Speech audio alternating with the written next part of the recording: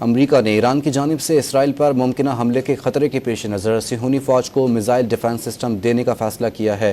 مشرق وسطی میں بڑھتی کشیدگی کے تناظر میں ایران اور اسرائیل کے درمیان باقاعدہ جنگ کا خطرہ موجود ہے۔ خبر ایجنسی کے مطابق ایران نے بھی کسی ممکنہ حملے کی صورت میں جوابی حملے کا پلان بنا رکھا ہے اور اسی جوابی حملے سے بچانے کے لیے امریکہ نے اسرائیل کو اینٹی میزائل سسٹم دینے کا فیصلہ کیا ہے جو terminal high altitude area defence کہلاتا ہے۔ امریکہ کا یہ تھارڈ نامی اینٹی میزائل سسٹم 150 کلومیٹر کی رینج پہ آنے والے میزائلوں کو تباہ کرنے کی صلاحیت رکھتا ہے۔ امریکہ نے ایران کی جانب سے اسرائیل پر ممکنہ حملے کے خطرے کے پیش نظر صہیونی فوج کو میزائل ڈیفنس سسٹم دینے کا فیصلہ کیا ہے۔ مشرق وسطی میں بڑھتی کشیدگی کے تناظر میں ایران اور اسرائیل کے درمیان باقاعدہ جنگ کا خطرہ موجود ہے۔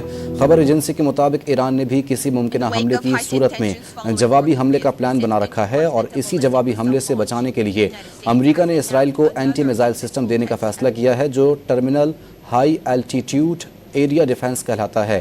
امریکہ کا یہ تھارڈ نامی اینٹی میزائل سسٹم 150 کلومیٹر کی رینج پہ آنے والے میزائلوں کو تباہ کرنے کی صلاحیت رکھتا ہے۔